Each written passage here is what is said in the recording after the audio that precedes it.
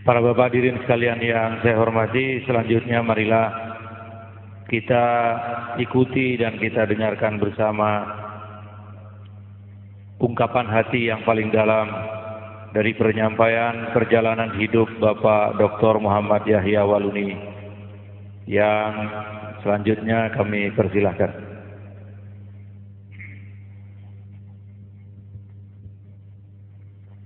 Assalamualaikum warahmatullahi wabarakatuh. Bismillahirrahmanirrahim. Alhamdulillahi rabbil alamin. Wassalatu wassalamu ala asrofil anbiya wa mursalin sayyidina wa maulana Muhammadin wa ala alihi wa sahbihi ajmain, amma ba'd. Asyhadu an la ilaha illallah wa asyhadu anna Muhammadar Rasulullah. Wa la tujadilu ahlal kitab wa qulu amanna billahi ursila ilaina wa ilahuna wa ilahukum wahid. La tajidana ashadan nasi adawatan lil ladzina amanul yahuda wal ladzina asyraku wa la tajidana aqrabahum mawaddatil lil ladzina amanul ladzina qalu inna nasra jalika bi anna minhum bizina wa ruhbana wa annahum la yastaqdirun wa idza zami'u ma unsila ila rasuli tara ayunahum tafidu minat dam imma arafu minal haq yaquluna rabbana amana faktubna ma'as syahidin Muhammad. Yang saya hormati Bapak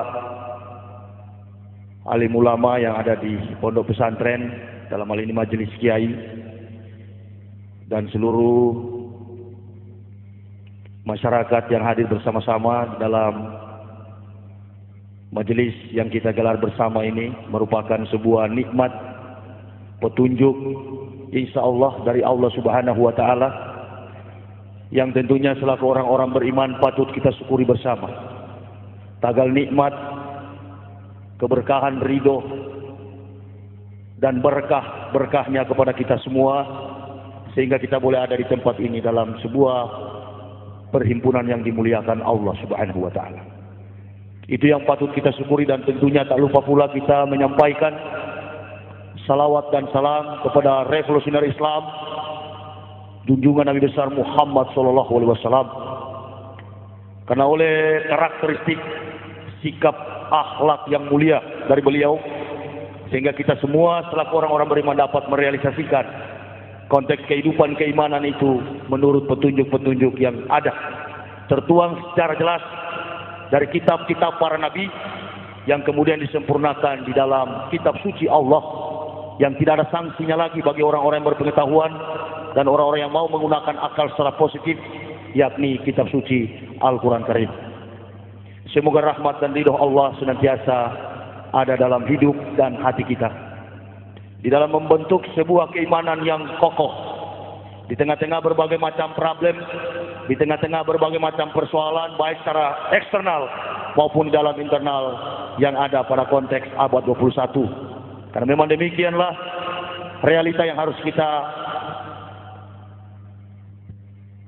hadapi, dan tidak dapat kita pungkiri bahwa yang namanya kebaikan, yang namanya kebenaran itu senantiasa ditantang oleh berbagai macam kefasikan dan aib dosa. Saya di kesempatan ini sebagai orang yang baru memeluk agama Islam, saya dilahirkan di kota Manado pada tanggal 30 November tahun 1970. Dari latar belakang alias background saya, sesungguhnya saya bukanlah orang yang hanya duduk di bangku gereja, tetapi saya adalah seorang yang berdiri di atas mimbar dan banyak menyampaikan aspirasi dan konsep omong kosong Paulus. Saya adalah pendeta bertugas di GKI di Tanah Papua selama 16 tahun, dan 8 tahun saya sempat memimpin institusi akademik Sekolah Tinggi Teologi Calvinis Dan kemudian pada tahun 2002 saya mengakreditasi perguruan tinggi dimaksud dan sekarang dikenal dengan Universitas Kristen di Tanah Papua. Itu adalah hasil kerja karya saya selama saya berada dalam institusi gereja GKI di Tanah Papua. Mengapa saya masuk Islam? Ini pertanyaan yang harus saya jawab mengandung sebuah pencatatan dan pengkajian secara ilmiah. Karena saya sudah mengalami sendiri bahwa kebenaran Islam tidak hanya dapat dikaji secara spiritual. Bahkan pengalaman-pengalaman spiritual itu akan diperhadapkan dengan tanda tanya, apakah betul atau tidak betul, bohong atau bukan bohong. Maka Islam, setelah saya masuk, saya mendapatkan hadis Rasulullah Muhammad SAW. Beliau pernah berkata bahwa agama diprioritaskan secara khusus spesialisasi bagi orang-orang yang berakal. Dalam statement yang saya temukan, di dalam pembahasan baik secara teori yang saya simpan dalam lubuk hati, sehingga secara simpel saya sampaikan, Islam no fisik but heart. Islam itu adalah hati, tetapi hati yang sudah diatur sedemikian baik oleh Allah, yang mengandung sebuah pencatatan realita. Hati ini terkandung berbagai macam persoalan hidup, tetapi Islam membentuk sebuah kekuatan baru dalam hati manusia, dan kekuatan itu tidak secara assumption, tetapi pencatatan itu terjadi atas proses faktualisasi kebenaran-kebenaran ternyata melalui sains ilmu pengetahuan. Ini penyelidikan atau disertasi temuan yang saya temukan secara translate Indonesian dalam bahasa Indonesia Al-Quran. Saya banyak melihat dalam terjemahan secara kasat mata seluruh ayat-ayat dalam Al-Quran. Ternyata jangankan hal surga neraka, jangankan vertical contact, hubungan antara Allah dan manusia, self-realization and God realization, tetapi yang saya temukan adalah begitu besar kekuatan, kebesaran, nikmat yang diberikan Allah di dalam firman Al-Quran, sehingga Al-Quran tidak mampu disangga oleh kekuatan iptek, ilmu pengetahuan dan teknologi. Mengapa demikian? Betapa beruntungnya manusia ketika memeluk agama Islam, karena Islam mampu menceritakan segala bentuk realita yang pernah, sementara, dan akan terjadi. Sebaliknya, di dalam Bible, hati-hati, saya tidak pernah mengatakan kitab suci Kristen yang pernah saya imani itu Injil. Karena di dalam konteks The Gospel of Barnabas merupakan murid terakhir Isa alaihissalam yang bukan Yesus, itu tidak pernah mencatat dalam sebuah sejarah bahwa Nabi Isa itu adalah Tuhan. Nanti sebentar saya akan membahas bagaimana kolaborasi sebuah kesepakatan yang terjadi antara Yahudi dan Yunani di dalam mencapai sebuah kepentingan duniawi, merampok harta kekayaan orang-orang Arab, dan kemudian membentuk sebuah barisan yang disebut AIPAC, American Israel Public Affairs Committee, di bawah gerakan Zionis kemunafikan bangsa Yahudi yang sebenarnya membalikan fakta Israel itu adalah orang-orang Arab. Nanti sebentar saya akan mengungkapkan secara sejarah, karena sejarah itu adalah ilmu pengetahuan, dan ilmu pengetahuan itu adalah kebenaran. Tidaklah seorang dapat menemukan kebenaran itu tanpa proses penalaran pembuktian di dalam sejarah. Nah, ini yang perlu kita garisbawahi sebagai asal, sebagai awal di dalam saya mengawali statement atau pernyataan mengapa saya masuk Islam. Orang bodoh tidak akan sampai kepada Islam, bahkan oleh kebodohan tidak menutup kemungkinan akan murtad dari kehidupan Islam. Dan ini yang saya pahami secara teoritis, dan tentunya akan dituntut oleh para kaum muslimin wa muslimat dengan bentuk-bentuk praktikalnya, praktikumnya secara nyata tentang bentuk-bentuk syariat di dalam Islam. Saya amat sangat tertarik, dan selama setahun usia keislaman kami keluarga, betapa bahagianya saya laksana manusia yang dirantai, saya sekarang terlepas dari rantai-rantai itu. Mengapa saya harus memilih Islam sebagai pedoman hidup? Saya sempat menginap di pesantren Al-Amin, dan saya menangis membaca sebuah saya membaca sebuah spanduk sebuah publikasi yang ditaruh di pampang di pinggir jalan, tapi tolong diterangi lagi spanduk itu karena saya lihat sudah agak luntur tulisannya. Saya sampai keluar air mata, saya membaca situ. Pedoman hidup Al-Quran dan As-Sunnah. Semua kota saya telah kelilingi, 14 provinsi Indonesia, tidak pernah ada statement semacam itu. Dan memang siapapun manusia, apapun agamanya, dari manapun kultur budayanya, bahasanya, kaumnya, tetap hidup harus mengedepankan Al-Quran dan As-Sunnah, supaya praktek kehidupan kita nyata sebagai manusia yang berarti makhluk yang termulia. Ini persoalan yang sebenarnya prinsip, bukan pindah agama, bukan. Saya seringkali mengklarifikasi.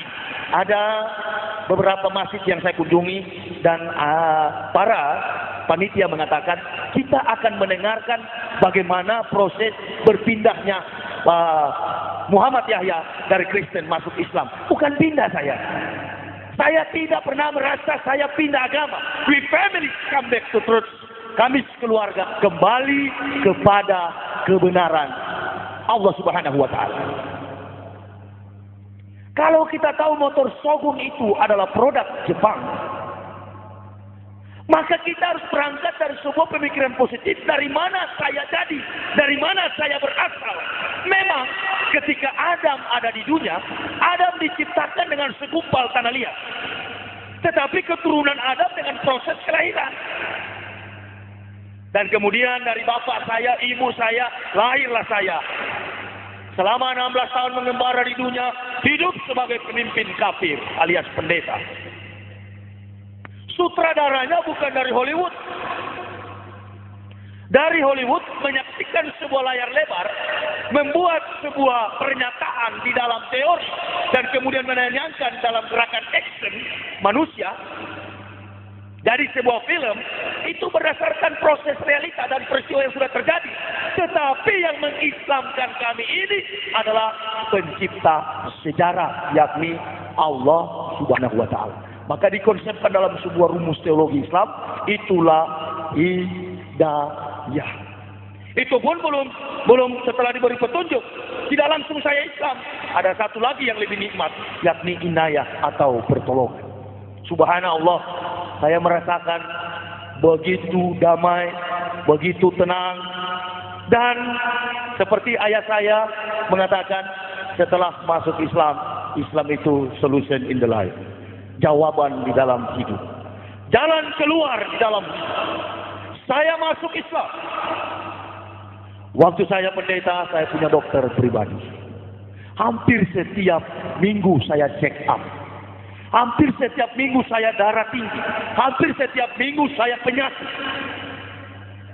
Padahal target tidur saya sebagai seorang pendeta, dulunya saya ketika malam, saya nggak boleh tidur di atas jam 10. Karena memang ini kerja pendeta ini adalah kerja orang-orang malas. Saya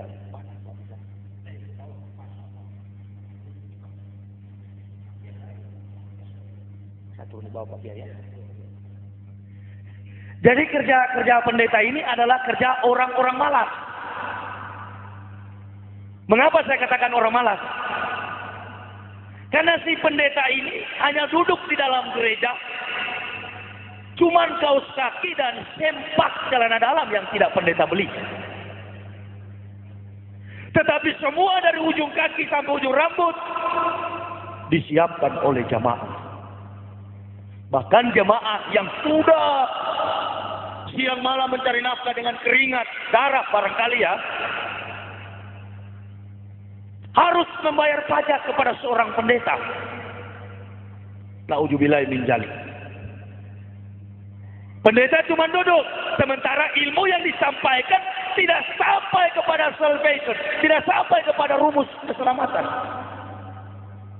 Ini baru saya sadari. Sudah itu saya semangat sekali, pantang mundur, hidup atau mati di dalam menyampaikan dakwah kebenaran Islam. Yang saya sampaikan adalah teori tentang bagaimana manusia mendapatkan keselamatan. Dan pahalanya kenikmatannya, hadiahnya, kadonya tidak saya terima dari manusia. Bahkan manusia yang masih hidup sulit menerima statement atau pernyataan-pernyataan kebenaran Islam itu, kecuali orang kafir yang sudah mati. Karena orang kafir yang sudah mati itu sudah tahu, oh, agama ini yang benar, agama itu yang benar.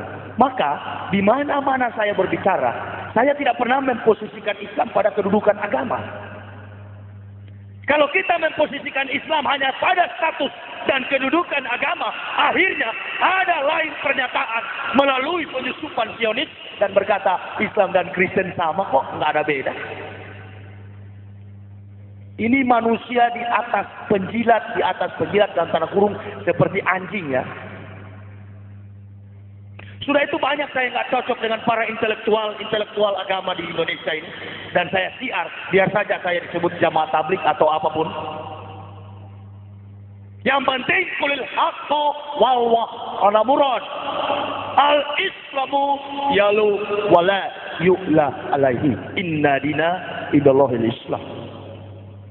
Tidak ada agama yang lebih tinggi daripada agama Islam.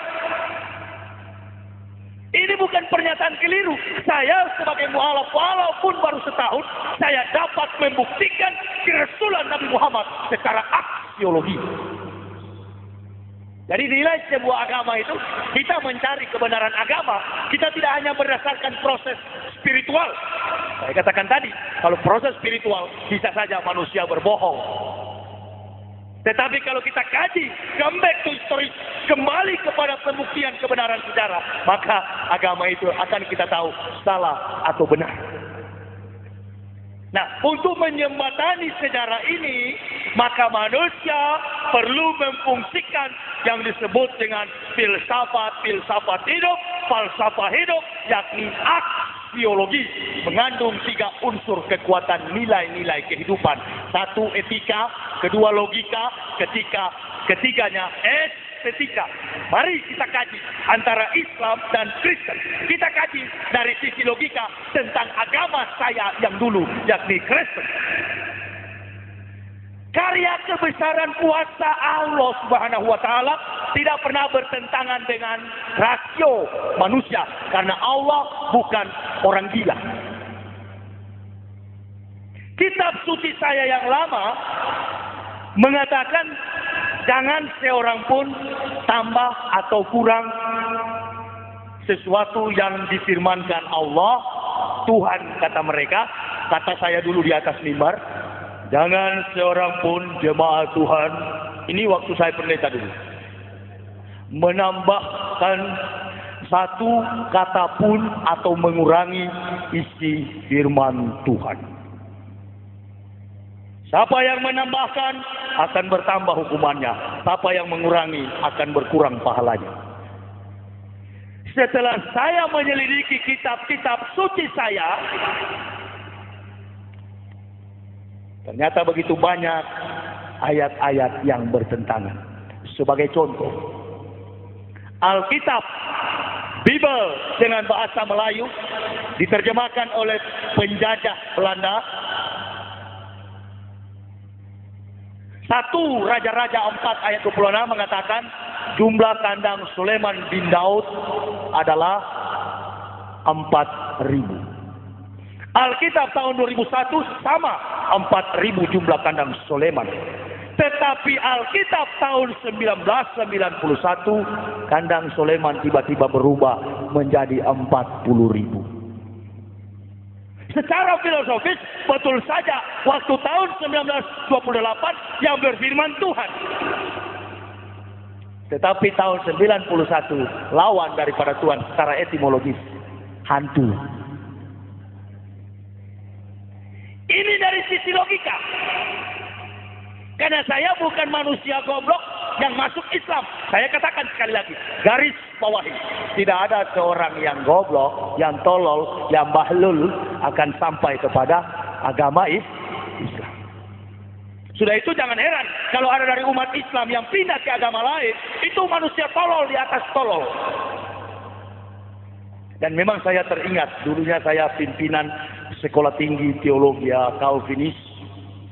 Sekarang saya baru sadar bahwa yang saya pimpin bukan teologi, sekolah tinggi tolologia.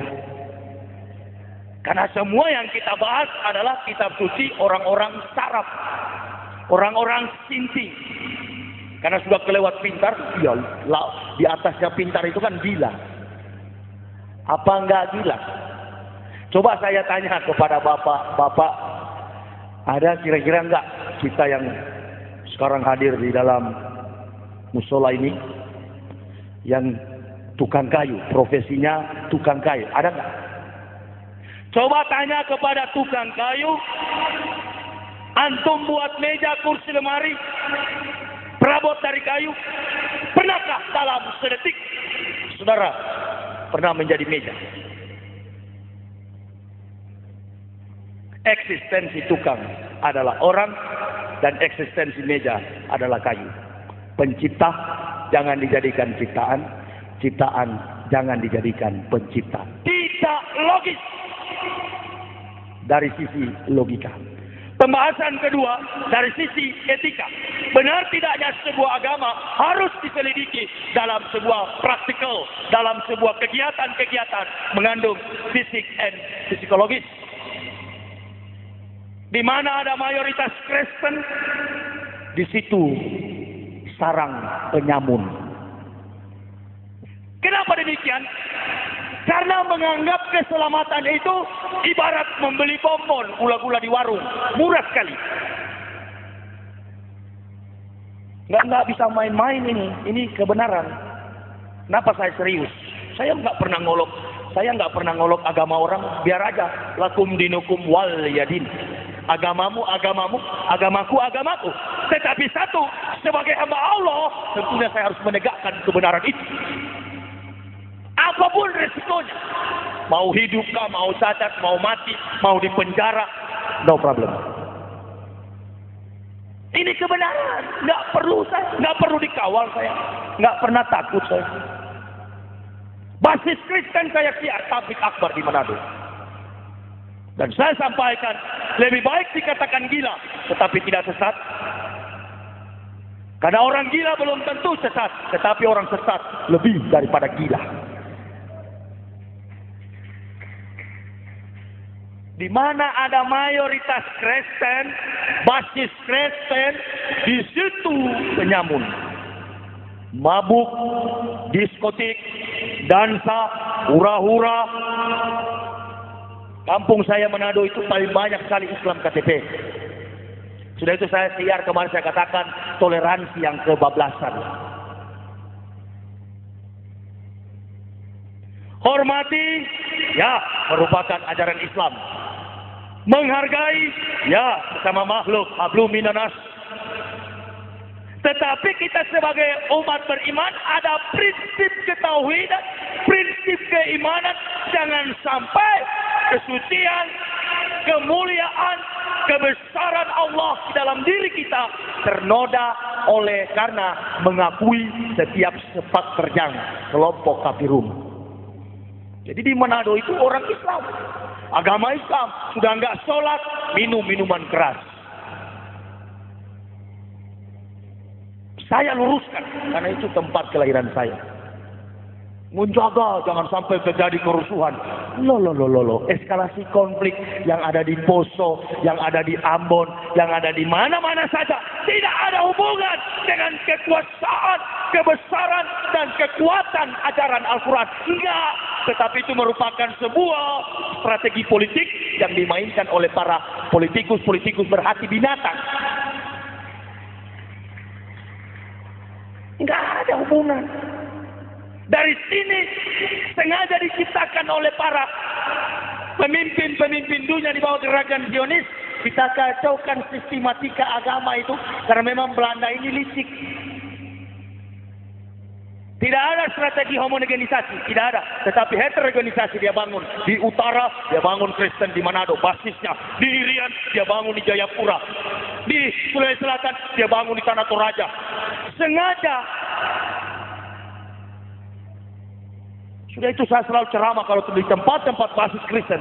Saya berteriak, negara kita ini tidak pernah dimerdekakan dengan kata haleluya. Tetapi negara kita ini dimerdekakan dengan kalimat Allahu Akbar. Atas berkat rahmat Allah yang Maha Kuasa, didorongkan oleh keinginan luhur supaya berkehidupan kebangsaan yang bebas. Kebebasan kemerdekaan itu adalah Islam. Simple. Biar miskin, tetapi kaya di surga sana. Saya tinggalkan gaji, ya secara manusia, secara psikologis, jujur saja saya. Waktu pertama masuk Islam, apalagi istri saya seorang wanita. Lantas kerja di mana kamu nanti? Ini kan sudah berhenti dari pendeta. Mau makan apa kita? Saya bilang makan batu kalau tidak ada. Karena saya sudah jengkel, tiap malam tinggal bisik-bisik kerja apa, kerja apa. Saya dari manusia gengsi. Dengan gaji puluhan juta tiap bulan. Ketika masuk Islam, di Jakarta saya kerja bangunan. Memang begitu ajaran Islam. Biar dapat 2.000, yang penting halal. Daripada dapat 35 juta sebulan, tetapi nipu orang. Enggak, belum tahu ya gaji pendeta, belum tahu ya. Pendeta itu berdasarkan sistematika perpuluhan Pak Kiai. Kalau pendeta pimpin 100 orang, pimpin 100 kepala keluarga, dengan gaji rata-rata setiap kakak 1 juta, maka si pendeta menerima omset per bulan 10 juta. Dasar kebenarannya dari mana? Kebohongan yang diimplementasikan gereja di tengah konteks berjemaat. Maleakhi 3 ayat 10. Begini bunyinya. Kebetulan Bible itu saya kuasai. Bawalah persembahan persepuluhan ke dalam perbendaharaan rumah Tuhan. Ujilah aku, jikalau aku tidak membukakan tingkap-tingkap langit dan melimpahkan berkah. Nah, jadi kalau ada jemaat yang tidak bawa perpuluhan, pendeta mulai pelihara kumis tebal-tebal dan main gertak dari atas mimbar. Nah, yang saya pimpin 900 kakak lebih, tolong dikali. Saya pimpin 900 kakak lebih, coba tolong dikali. Dan jarang saya punya jemaat susah, semuanya pengusaha di Riyadh. Belum saya terima insentif dari Stuttgart, Jerman. Kalau Katolik, dia menerima insentif dari Roma. Pantekosta menerima insentif dari Belanda. Nah, dari fakta ini, pendeta dengan pendeta tidak pernah cocok, tidak pernah akur, tidak pernah rukun, tidak pernah damai. Satu dengan yang lain hidup di dalam fitnah, saling menjelekkan karena masing-masing mempertahankan omset. Jangan sampai dombanya pindah kepada gembala lain. Kok masih ada lagi orang percaya ya? Saya sudah jadi contoh. Saya sebagai sampel, nih contoh. Ikut saya dong. You come with me. Nggak mau mereka ikut. Para mereka katakan, pendeta Yahya itu gila masuk Islam. Subhanallah. Astagfirullahaladzim. Saya katanya pendeta gila yang masuk Islam. Nah kalau begitu, mari kita kaji. Kita duduk bersama dan bahas. Saya yang gila atau ente-ente di dalam gereja. Kan begitu. Dari sisi logika saja, kitab sucinya sudah tidak rasional. Ini menunjukkan bahwa penulisnya kelewat pintar alias sinting. Dan seluruh yang mendengar turut menjadi sinting. Termasuk saya dulu. Jadi kalau saya masuk Islam, saya baru sembuh dari sinting. Coba cari itu Al-Quran. Kalau dapat satu kelemahan dalam Al-Quran, berarti memang manusia di atas hebat itu. Saya nggak usah suruh orang. Saya pertama sudah dapat ini kepalsuan ini. 800 kepalsuan saya sudah dapat. Terus saya ambil Al-Quran 15. Karena Bible saya 15 di rumah. Al-Quran juga 15. Saya taruh di depan begini. Dan saya selidiki. Pertama saya buka tuh Al-Quran. Al-Quran bilang begini. Aku dapati kamu seseorang yang bingung. Loh, dia tahu. Memang waktu itu saya bingung. Tapi di bawah footnote-nya, di bawah catatan kaki daripada Al-Quran itu, itulah bagusnya Al-Quran. Di bawahnya ada catatan kaki, alias asbabun nuzul. Jadi alasan-alasan turunnya ayat dan pernyataan-pernyataan yang sangat asing dijelaskan di bawah catatan kaki itu. Jadi katanya bingung itu, bingung mencari kebenaran. Dia tahu. Saya tutup. Saya agak lama, isap rokok lagi, dan saya buka secara spontan. Refleks saya buka. Tak, lihat lagi. Di sini lagi. Itu saya nggak tutup. Saya buka satu persatu. Saya cari ayat-ayat yang punya tanggal, bulan, dan tahun. Akhirnya saya dapat surat Al-Kahfi, Ashabul Kahfi. Itu katanya 4 pemuda masuk ke dalam gua bersama seekor anjing dan mereka hidup 309 tahun.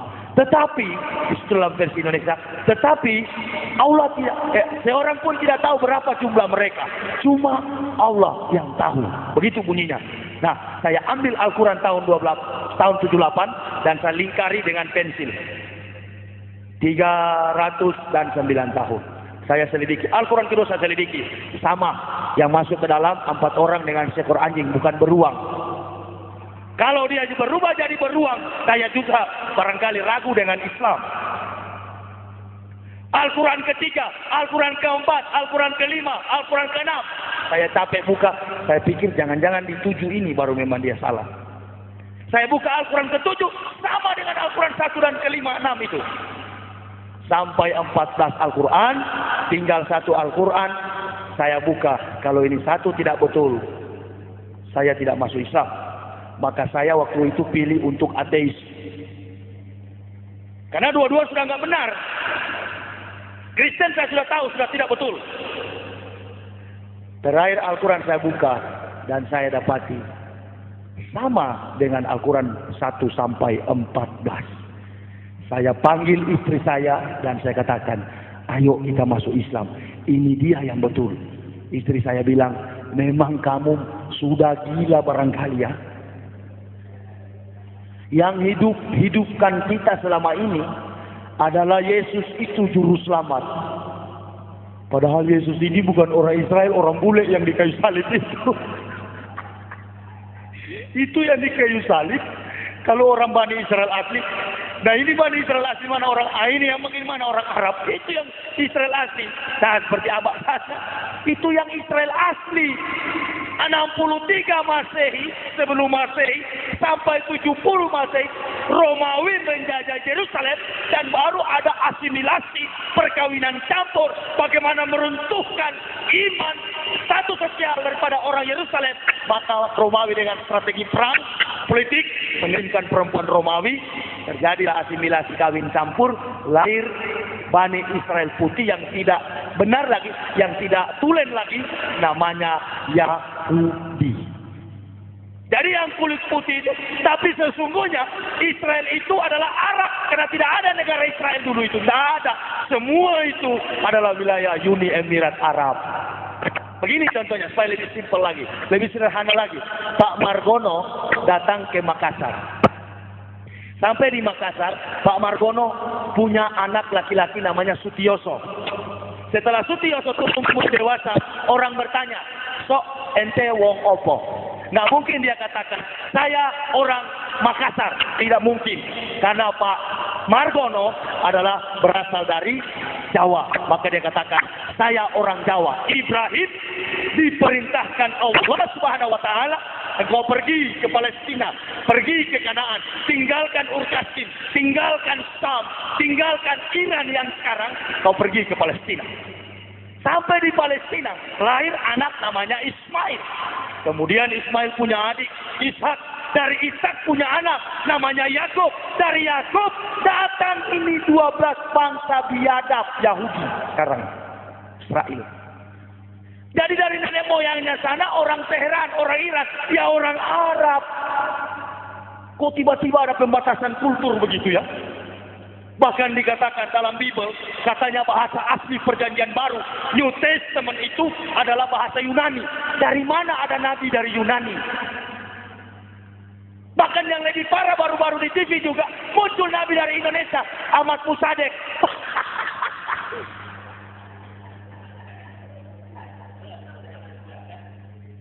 Subhanallah, kurang ajar betul ya.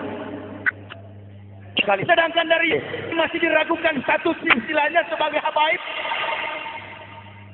Muncul lagi politikus kelas teri. Dari face-nya saja kelihatan tegang. Bukan seorang nabi. Nggak bercahaya, saya lebih bercahaya. Muhammad Musadek, nabi palsu. Saya ceramah di Makassar, kalau ada orang ngaku nabi setelah Nabi Muhammad, itu N diganti B, jadi babi. Haram. Ya, haram. Bukan berarti dianya yang babi. Siapa tahu dia masih bertobat. Tapi manusia semacam itu jangan harap ada pintu taubat. Berani sekali ya, berani.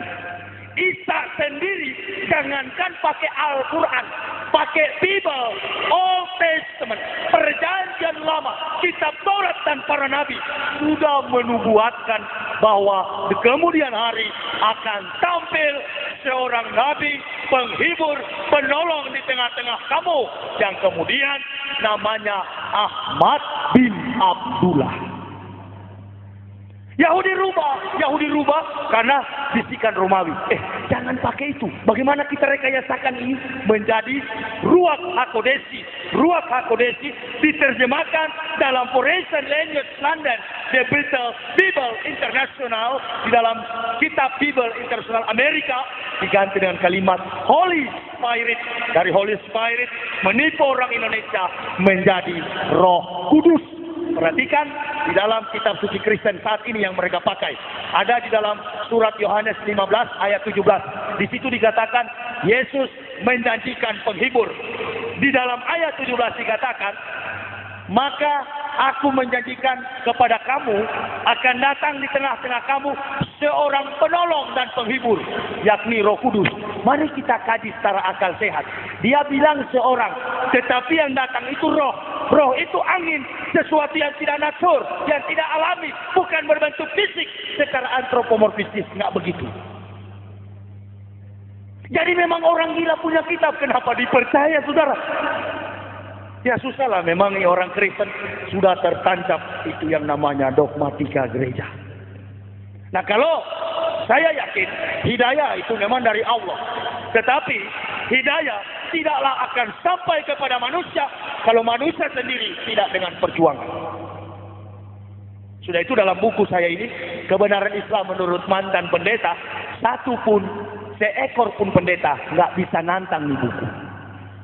Karena mau nantang bagaimana buku ini? Memang betul. Seorang profesor perjanjian baru di Manado, dia cuma katakan sama saya, Yahya, kalau kamu sudah masuk Islam, nggak usahlah ungkap-ungkap agama kita. Oh, saya bilang nggak. Bila perlu Anda juga harus masuk Islam. Ya, saya sudah punya agama. Kita itu Yahya, Islam Kristen sama saja. No. Kamu nggak punya ras agama Kristen, nggak punya ras. Yahudi punya pengakuan Shema Israel, Yahweh Elohim, Yahweh Ahad. Susahnya nih pendeta di Indonesia ini tidak tahu speak Ibrani. Yang tahu dulu hanya 3 orang. Pendeta, mantan rektor Satya Wacana yang sudah, pendeta Victor Immanuel Tanja, pendeta Franz William Paat, dan sekarang sudah meninggal di neraka. Tinggal 1 yang masih hidup, saya. Jadi kalau berdebat tentang kebenaran sulit karena tidak menguasai bahasa Ibrani. Jadi kalau dicari Roh Kudus dari mana? Mati kutu, nggak bisa jawab. Sudah itu saya nulis buku ini, saya sarankan kepada orang Kristen dan pendeta-pendeta, tolong kalau Yesus dijadikan Tuhan dan Juru Selamat, beberapa ayat di dalam Bible dicari solusinya. Bahkan saya sarankan kepada Alkitab, Matius 3 ayat 11 sampai 17 ditukar dengan Matius 13, dengan Matius 11, pindah ke atas, dari atas ke bawah, bawa ke atas. Saya sarankan begitu. Karena memang pemahaman saya, kenapa saya masuk Islam? Karena pemahaman saya sudah tidak cocok percaya kepada majalah Bobo. Majalah Bobo itu hanya boleh digunakan oleh anak yang berusia 0 sampai 7 tahun. Saya sudah 36 tahun, sudah cukup pakai majalah Bobo, bohong-bohongan, dongeng-dongengan, stop. Saya harus pakai majalah dewasa, kehidupan yang menyangkut eksistensi kehidupan kekal, hanya ada di dalam Al-Quran. Jadi kalau orang bilang, oh Al-Quran itu kan rekayasanya Nabi Muhammad, ini teologi Kristen. Ini gobloknya minta ampun loh. Dari Kejadian sampai Maleakhi, 39 kitab perjanjian lama. Dosen-dosen perjanjian lama mengatakan, para mener-mener yang ada di STT, hei mahasiswa sekolah teologi ya, rumus bahasa asli perjanjian lama dari Kejadian sampai Maleakhi, bahasa aslinya bahasa Ibrani. Bahasa asli perjanjian baru dari Matius sampai Wahyu, Apokalipsis, bahasa aslinya bahasa Yunani. Tapi sayang, satu kata pun bahasa Ibrani tidak ada di dalam perjanjian lama. Yahudi juga tidak dekat dengan Kristen. Sekarang timbul pertanyaan, ini Kristen lahir dari mana? Ini Kristen lahir dari mana? Kristen ini lahir dari seorang pembunuh umat Nabi Isa yang sampai hari ini dirasul Kristenkan oleh orang Kristen, namanya Paulus. Beliau yang mengangkat Isa sebagai Tuhan yang diyesuskannya. Sudah itu saya tidak pernah mengatakan Yesus yang di dalam Bible itu Isa. Enggak. Biar saja itu Bible dia. Dia mau tuhankan Yesus, dia mau tuhankan tembok, dia mau tuhankan batang kelapa, dia mau tuhankan genteng. Silakan. Tapi tolong jangan Yesus dikait-kaitkan dengan Isa. Selama ente akui Yesus Isa, tetap saya gempur. Karena Isa itu harus dibela sebagai Nabi Allah Subhanahu wa Ta'ala. Saya dibela oleh Allah kalau saya menolong agama Allah. Karena tidaklah sah iman seorang muslim kalau tidak beriman pada salah satu kitab yang diturunkan Allah. Maka difirmankan dalam Al-Ankabut 46 ayat 26 dikatakan, 49 26, wa la tujadilu ahlal kitab wa qulu amanna billahi unsila ilaina wa ilahuna wa ilahukum wahid. Jangan kamu berdebat dengan ahlal kitab, ahli kitab, Yahudi atau Nasrani. Katakan kami beriman pada Taurat dan Injil, dan Tuhanmu dan Tuhanku wahid, satu. Mau agama apapun saudara, Katolik, Protestan, Prosetan, tetap Tuhan kita adalah Allah Subhanahu wa Ta'ala. Gampang sekali sebenarnya. Cuman memang Islam mahal. Jadi kalau bapak-bapak katakan sama saya, kenapa masuk Islam? Ya, saya mau katakan apa? Bukan saya masuk Islam, Islam yang masuk ke saya. Saya kan penentang Islam. Dulu-dulunya ketemu orang berjenggot, wah ini teroris. Orang bawa mukena pakai sarung ke masjid, saya katakan, tersesat dengan konsep Arab. Ini pikiran dan hati begitu. Jadi nggak mungkin saya masuk Islam. Islam masuk ke saya, membuat saya yang buta delik, membuat saya yang mati bangkit, dan membuat saya yang sinting sembuh gila. Jadi waras. Jadi memang sengaja Yahudi dan Yunani bilang begini, mari kita butakan akal manusia. Kalau akal sudah buta, ini jadi buta. Hati jadi buta. Kalau hati sudah buta, yakinlah, maka kita bisa raup ini keuntungan dunia. Itu tujuan bu ada Kristen. Adanya Kristen untuk mengumpulkan massa. Supaya gerakan Yahudi itu untuk menguasai dunia terrealisasi. Itu saja. Tetapi sayang, sejuta sayang, namanya agama yang dibangun dengan kebohongan dan kepalsuan tidak bisa bertahan. Semakin hari semakin banyak orang yang mengucapkan asyhadu an la ilaha illallah wa asyhadu anna muhammadar rasulullah. Banyak orang yang masuk Islam baik di dalam kita Indonesia maupun di luar negeri. Orang sudah meninggalkan gereja. Di Amerika orang jual itu gereja, bikin pub, bikin diskotik, restoran dan rumah-rumah makan. Habis. Karena orang tidak mendapatkan kebahagiaan, orang tidak mendapatkan ketenangan, kegundahan, kegalauan, kekecewaan hati. Walaupun melimpah harta, manusia tidak dapat ketenangan itu. Hanya satu manusia dapat ketenangan itu, ketika mengedepankan pengakuan Allahu Akbar, sholat 5 waktu. Saya rasa sendiri, ini sholat cuma 5 menit, tapi beratnya minta ampun. Hayyalos salat, marilah sholat. Tetap masih tidur karena padahal cuma 5 menit. Tapi dulu waktu di Kristen sampai melompat-lompat putaran 5-6 jam. Asik men. Karena dengan iblis. Tapi ketika masuk Islam cuma 5 menit sholat, enggak lama sebenarnya. Aduh minta ampun beratnya. Pakai wudhu segala lagi. Iya kan? Dulu saya waktu masuk Islam, saya bilang begini sama istri saya. Tidak usah wudhu. Untuk apa wudhu-wudhu itu? Allah juga tahu. Jadi mau sholat subuh lagi ngantuk-ngantuk saya begini di atas pagar. Tangan saya di atas pagar begini. Ayo mak, coba sudah. Istri saya bilang, tunggu, saya lagi wudhu. Begitu saya pegang, wah ngajar kotoran manusia. Nggak tahu dari mana, tidak ada pohon, tidak mungkin manusia buang air besar dari atas langit, nggak mungkin. Tunggu mas, saya mau ke kamar mandi dulu. Kenapa pak? Saya pegang kotoran manusia yang dari atas pagar. Dari situ saya nggak berani nggak wudhu. Pak Kiai, dari mana ini kotoran manusia ini? Oh rupa-rupanya disuruh supaya wudhu. Kotoran bau sekali. Saya tahu kotoran manusia karena saya sering pegang. Wah, istri saya bilang begini, berarti kamu ditegur oleh Allah itu. Iya ya, iya mak ya, betul. Coba kamu jangan bantah-bantah begitu. Oh rupa-rupanya masuk Islam jangan mengedepankan filsafat, nggak laku. Ini mahasiswa di sana UIN Jakarta.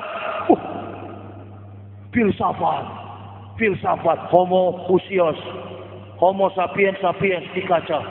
Akhirnya Magne Suseno yang profesor penipu itu dari Kristen, dari Katolik, dijadikan dosen di situ. Namanya Yahudi Nasrani Kristen itu tidak senang sampai kita pindah kepada akidahnya. Saya biar saja nggak ditemani oleh para intelektual Muslim yang pintar-pintar itu. Biar aja saya goblok nggak bisa baca Al-Quran, tapi saya tetap mengedepankan pengakuan Allahu Akbar, walak lillahi ta'ala. Saya jalan. Buktinya walaupun sendirian sudah ribuan ini buku Islamkan orang nih. Ini Pak penerbit tahu. Di mana-mana kan Islamkan orang pakai buku ini Pak Kiai. Ditoli-toli satu kampung ya. Sekarang jadi pesantren Al-Ma'ruf Desa Oyong. Di Jawa Barat satu kecamatan, murtad tahun 85. Saya siar bulan April kemarin. Satu kampung bersyahadat lagi. Babak belur saya dihajar petugas. Tapi mundur pun dalam dakwah. Sekali melangkah pantang menyerah. Habis kalau habis. Kembali dari kafir, dari muslim ke Kristen. Dikasih tahu sama Haji Cecep. Pak Yahya, di sana ada orang Islam. Dulu mereka tahun 85 disesatkan oleh Lembah Karmel. Lembah Karmel ini gerakan Katolik. Kasih kerja di hotel dan karyawan-karyawan itu dikasih rumah, dikasih harta. Kemudian tanah-tanah mereka diambil. Di Cianjur.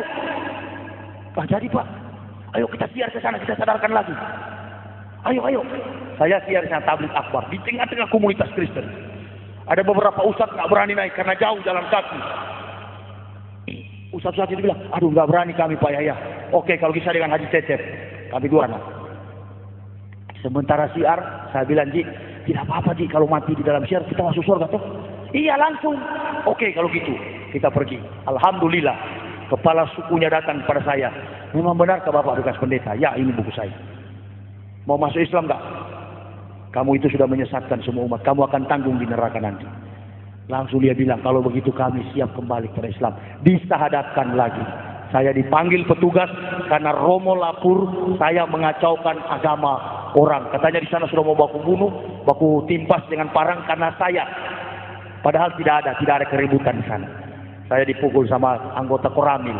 Saya bilang, hei Koramil, pistol kau taruh di mulut saya, jangan harap saya berhenti. Justru saya makin semangat. Karena yang saya sampaikan adalah berita yang diperintahkan Allah, bukan yang diperintahkan oleh manusia. Tidak bakal saya mundur sejengkal pun. Bicara dakwah saya nggak takut. Karena ini kebenaran. Resiko tetap ada.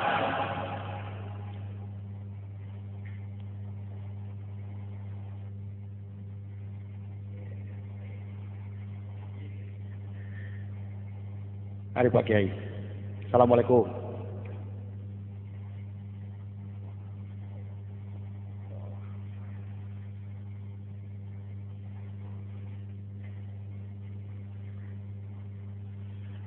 Resiko berdakwah tetap ada. Sakit, SMS, keras, ancaman, bahkan mengatakan hal-hal yang buruk sering saya temukan. Tapi saya cuma jawab Allahu Akbar, Allahu Akbar. Tiap ada SMS sekarang Allahu Akbar, Allahu Akbar. Akhirnya capek-capek juga dia SMS karena saya cuma balas-balas begitu. Satu kali ada SMS masuk begini,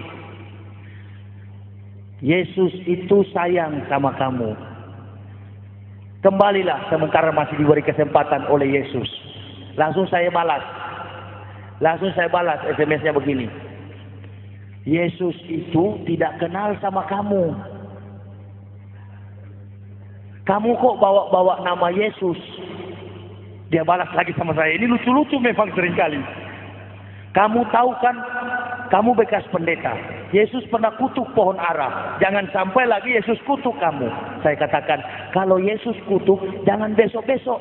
Habis SMS ini saya mati kalau Yesus Tuhan. Saya mati kalau Yesus Tuhan. Bukankah Tuhan berhak mencabut nyawa seorang yang menyangkal? Seorang yang mengolok-olok kalau dia Tuhan? Jangankan jauh-jauh, habis saya ceramah ini, kalau Yesus Tuhan, mati saya. Tetapi sampai hari ini, alhamdulillah justru saya sehat, karena Yesus bukan Tuhan. Qul wallahu ahad, Allahus samad, lam yalid wa lam yulad wa lam yakul lahu kufuwan ahad. Sama. Sema Israel Yahweh Elohadus Yahweh ahad. Ketahuilah Israel Allahmu Yahweh dan Yahweh Esa. Biadabnya Yahudi tidak pernah mengatakan Yesus Tuhan. Katanya Yesus disalib di Golgota. Golgota ini bahasa Ibrani-nya tengkorak, bukit tengkorak. Katanya ini tengkorak ini di pinggiran Yerusalem. Tidak mungkin kalau Yesus disalib di Yerusalem, Bait Allah terbelah dua, Baitul Muqaddis terbelah dua, orang mati bangkit, hidup. Kalau Yahudi tidak masuk Kristen. Tapi buktinya agama Yahudi bukan Kristen, Yudaisme. Nah sekarang ini Kristen dari mana? Kristen itu adalah alat Yahudi untuk melancarkan kegiatan-kegiatan Zionis Israel. Kekuatan legitimasi politik, pemerintahan, pertahanan, keamanan, ekonominya, kedudukannya adalah PBB. Di bawah panji dan bendera PBB. Nggak usah bohong, saya dari pendeta tahu itu. Sudah itu kita Kristen Indonesia bilang, nggak usah takut, PBB dekat dengan kita. Ini orang-orang Kristen ini sudah terjadi pembusukan hati dan akal. Ngapain kok membenci umat Islam? Padahal saya pernah gambarkan secara sederhana. Begini, agama-agama yang dibawa para nabi dulu, ada nggak kira-kira zaman sekarang? Teman saya yang eksklusif ini, dia bilang ada. Ya agama kita Kristen. Tetapi perjanjian lama itu sudah nggak berlaku dengan kematian Yesus di kayu salib. Oh begitu ya. Jadi Yesus nggak disunat? Ya tidak. Coba ente punya Bible. Lukas 2 ayat 21, Yesus dibaptis atau disunat? Dia buka. Lukas berapa? Lukas 2 ayat 21. Saya sudah muslim, kamu masih Kristen. Buka. Apa bunyinya di dalam? Ternyata bunyinya begini, Lukas 2 ayat 21. Pada hari yang ke-8, ia disunat dan diberi nama Yesus. Yesus dibaptis atau disunat? Kenapa kamu nggak sunat? Nggak usah takut, bukan di batangnya, cuma di ujung.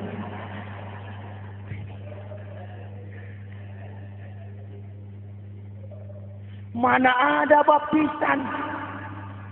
Baptisan itu adalah sarana supaya rumus homoousios, Bapa, Anak, dan Roh Kudus satu di dalam Esa, Esa di dalam Tiga. Jadi sama dengan iklan sampo 3 in 1. Begitu ya. Memang betul-betul sinting sekali. Nggak apa-apa, memang kita bicara secara logika. Agama Islam itu agama yang rasional. Dan karya kebesaran Allah di tengah dunia sangatlah rasional. Tidak pernah bertentangan dengan akal manusia. Subhanallah. Jadi saya pikir-pikir, kenapa biar hidup susah? Biar saja susah. Yang penting kita masuk surga. Amin ya Rabbal alami. Teman-teman saya itu yang Kristen betul kaya mereka, tiap bulan terima gaji berpuluhan, tapi satu dengan yang lain seperti anjing dan kucing. Coba ini yang direkam ini dijadikan CD baru disebarkan. Pasti pendeta-pendeta yang dengar, aduh dia telanjangi lagi kami. Memang betul ya. Siapa tahu juga setelah jadi CD disebarkan dan para pendeta-pendeta itu sadar dan bersatu. Tapi namanya setan dengan setan susah, Pak. Pastor dengan pendeta, pendeta dengan pastor. Nggak bagus cocok. Karena pendeta bilang sama pastor, pastor munafik. Teman saya, Steffi, dia itu waktu SMA dengan saya mania perempuan. Kok tiba-tiba dia sekolah kepastoran, jurusan kepastoran. Tamat jadi pastor, ditempatkan di Filipina.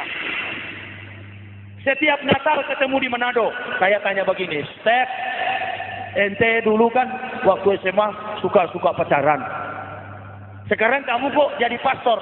Apa mampu nggak kamu menghadapi tantangan seks?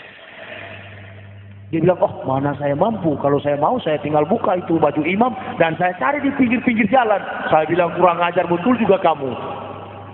Ah, tidak apa-apa kan kamu pendeta, saya pastor. Dia tidak tahu 2006 saya mau masuk Islam. Habis dia sekarang saya bongkar. Jadi dilarang poligami tapi zina jalan terus. Aturan sangat rasional. Allah memahami batas-batas kemampuan manusia menetapkan poligami bagi orang-orang yang dipilih. Jadi kalau kita nggak punya hasrat berpoligami, berarti kita bukan dalam golongan para nabi, para syuhada yang ditentukan oleh Allah. Lah saya paham. Saya paham. Karena saya juga baru masuk Islam di Jakarta. Sekali saya ceramah, ada beberapa perempuan, bahkan pembaca berita minta saya nikahi. Pembaca berita minta saya nikahi, saya masih single fighter. Mau nggak? Jadi Allah berikan poligami kepada orang pilihan. Seperti saya sudah ada. Ya, Pak Kiai. Para nabi-nabi bukan satu istrinya. Mengapa? Karena Allah tahu orang yang dicintai Allah, habaib, dekat sekali dengan tantangan seks, maka diberi perempuan. Ketika diberi wanita, diberi istri, dibuat baik-baik, dijamin keadilan dalam aturan-aturan biologis, direalisasi. Saya begitu. Saya katakan kepada pendeta-pendeta, saya punya istri 2. Tetapi saya tidak pernah berzina. Pendeta-pendeta pergi ke Jerman, habis sidang gereja dunia, sudah ada bule-bule, sudah telanjang di kamar. Jangan bohong. Saya yang pernah alami. Lah iya, ngapain saya bohong? Memang saya yang alami kok.